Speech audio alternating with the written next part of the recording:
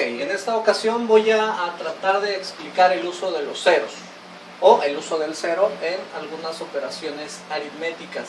Muchas veces pensamos que el cero no influye en el resultado o que siempre nos daría el mismo resultado. Siempre pensamos que al utilizar el cero nos da cero como resultado. Pero vamos a ver, en especial en los últimos dos ejemplos que vamos a ver en esta ocasión, cómo el resultado sí influye y no siempre es algo tan lógico como parecería. En la suma y en el producto también hay que recordar que la palabra producto nos denota la operación multiplicación. Entonces aquí le puse la palabra producto, pero me estoy refiriendo a la multiplicación. Como en la suma y en el producto el cero, pues parecería que no influye o no tiene ningún sentido ponerlo, porque el resultado no cambia. 4 más 0 me va a dar 4 y 0 más 4 me va a dar 4. Es decir, la posición que ocupe el 0 en esta operación no importa. Al igual que en el producto, 8 por 0 y 0 por 8 en ambos casos me da 0. Es decir, el orden de los factores no altera el producto. Pero veamos, por ejemplo, qué pasa en la resta. En la resta, si yo a 3 le resto un 0, me va a dar 3.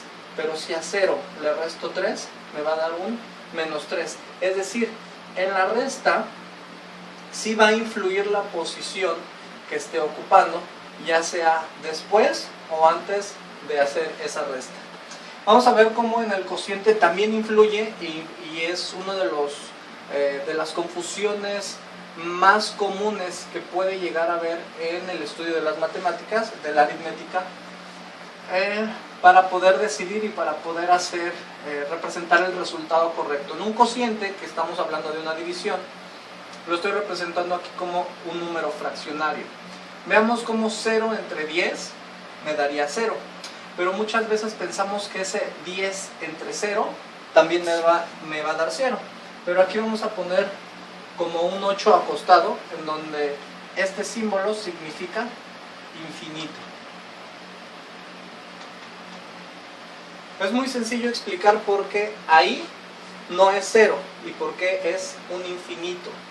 Imagínense que yo estoy utilizando solamente el número 10, pero abajo voy a ir acercando, le voy a poner un número y lo voy a ir acercando al 0 y vamos a ver qué es lo que va a pasar con el resultado. Si a 10 yo lo divido entre 10, me va a dar 1.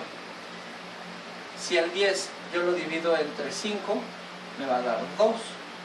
Si al 10 yo lo divido entre 2, me va a dar 5. Si al 10 yo lo divido entre 1, me va a dar 10. Ahora, ¿qué observamos? Que este 10 aquí se hizo más pequeño y se convirtió en un 5. Aquí se convirtió en un 2. Aquí se convirtió en un 1. Es decir, estoy haciendo una tendencia en la cual me estoy acercando al 0. El 10 sigue siendo el mismo 10 del numerador. ¿Y qué pasó con el resultado? Aquí era 1, pero aquí ya se hizo más grande. Aquí ya se hizo más grande. Aquí ya se hizo más grande. Entonces, ¿qué sucede cuando el denominador crece? El resultado se hace más pequeño. Eso es a lo que llamamos inversamente proporcional. Inversamente proporcional. Por lo tanto, podemos deducir que si este 1 lo seguimos haciendo todavía más pequeño, si el 10 yo lo convierto en un 0.1, entonces este me va a dar 100. Si este número, este 0.1, lo sigo haciendo todavía más pequeño, pues aquí ya me va a dar 1000. Imagínense que este lo sigo haciendo todavía más pequeño, así, pues entonces aquí me va a dar aproximadamente 1.000.000. Es decir, son inversamente proporcionales el resultado y el denominador. Entonces imagínense, aquí no estoy yo tocando el 0, pero aquí sí se está tocando el 0. Por lo tanto, si cualquier número, aquí yo estoy utilizando el 10, pero puede ser con cualquier número. Si el 10 yo lo divido entre 0, esto es imposible de realizar. Por lo tanto, se dice que es infinito. Lo podemos ver también relacionándolo con la palabra nada y con la palabra todo. Si esto es nada, el resultado es todo. Por lo tanto, un todo no sabemos en dónde terminan, sabemos que en la recta numérica pues vamos desde el menos infinito positivo hasta el menos infinito negativo, y por lo tanto esto sería un infinito, es decir, cuando tengamos cualquier número que esté dividido entre 0, tenemos que indicar que ese resultado tendría que ser infinito. Vamos a ver ahora qué pasa cuando el 0 es un exponente.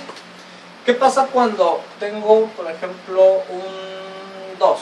Por ejemplo, un 2, si yo le pongo un 2 ahí, un 2 como exponente, pues eso me va a dar 4. Si yo le pongo un 3 y le pongo un 2, entonces aquí me va a dar un 9. Si yo le pongo un 5 y aquí le pongo un 2, entonces aquí me va a dar un 25. Es decir, lo leemos 2 al cuadrado, 3 al cuadrado y 5 al cuadrado. Pero ¿qué pasa cuando el exponente es un 1? Cuando tenemos un exponente 1, pues no va a cambiar el número, va a seguir siendo ese 2. Si tengo el 3 a la 1, pues va a seguir siendo 3. Si tengo 5 a la 1, pues eso va a seguir siendo 5. Pero ¿qué va a pasar si ese exponente vale 0? Si tengo 3 a la 0, 2 a la 0 y 5 a la 0, pues muchas veces también pensamos que el resultado aquí debería ser 0. Y no, ese es un error también muy frecuente. Esto vale 1, esto vale 1 y esto vale 1. Voy a explicar rápidamente cómo es que todos estos casos siempre valen 1. Hay que recordar, o tendríamos que ver un poquito de leyes de exponentes cuando llegamos a la parte del álgebra. Por ejemplo, ¿qué pasa cuando tenemos x a la n sobre x a la m? Esto nos decía la ley de los exponentes, que tenía yo que poner x y estos dos restarlos. Al de arriba le voy a restar el de abajo. Entonces tendría yo esta operación o esta notación, por así decirlo. Ahora vamos a suponer que esta n y esta m las cambio por el mismo número, por números, perdón. Vamos a poner aquí un 5 y aquí un 3. Entonces esto me haría pensar que esto debería ser x a la 5 menos 3. Y entonces al realizar esta operación aritmética, pues es obvio que aquí me quedaría x. Si yo pusiera x a la 7 entre x, por ejemplo, a la 4, esto me haría pensar que esto es x a la 7 menos 4. Por lo tanto, este resultado, al realizar esta operación, me quedaría un x a la 3. Pero ¿qué pasaría si utilizo el mismo exponente tanto en el numerador como en el denominador? Por ejemplo, x a la 5 entre x a la 5. Pues entonces esto sería x a la 5 menos 5. Y entonces este 5 menos 5, pues aquí me daría 0. Entonces muchas veces pensamos que x a la 0 vale 0. Y no. ¿Por qué no? Pues porque x a la 5 es un número, no sé qué número es x, pero debe valer algo. Sea lo que sea x, aquí, como aquí se repite, entonces es el mismo valor arriba y el mismo valor abajo. Es decir, ¿qué pasaría si tengo 3 entre 3? Pues esto da 1. ¿Qué pasa si tengo 7 entre 7? Pues esto da 1. ¿Qué pasa si tengo 1384 entre 1384? Y si a esto le pongo un exponente de 7 y a esto le pongo un exponente de 7, pues como es el mismo número, si divido un número entre sí mismo, pues siempre me va a dar 1. Por lo tanto, cuando tengo un exponente 0, este se deduce de que viene de una resta del numerador, del exponente del numerador, menos el exponente del denominador. Y como son el mismo, pues entonces se supone que estamos hablando del mismo número, tanto arriba como abajo. Por lo tanto, esto siempre va a ser un 1. No hay que confundir cuando tenemos, es muy importante no confundir 3 a la 4 que 3 por 4. Muchas veces pensamos que 3 a la 4 son 12, 3 por 4 sí son 12, este sí está bien, pero este está mal. Recuerden que este exponente es la cantidad de veces que se repite el número de que tengo aquí como base. 3 por 3 por 3 por 3. Y este sería 3 por 3 son 9. Como este par de 3 también me va a dar 9, pues 9 por 9 me va a dar 81. Es decir, 3 a la 4 o 3 elevado a la cuarta potencia me va a dar un 81. Por lo tanto, no hay que confundir cuando tengo 3 por 0 que 3 a la 0. Quedamos que 3 por 0, sí, me va a dar, ay, perdón, aquí me equivoqué, me va a dar 0. Pero 3 a la 0 me va a dar 1. Y cualquier número multiplicado por 0, sea cual sea, me va a dar 0. Pero cualquier número que tenga el exponente de 0 me va a dar un 1.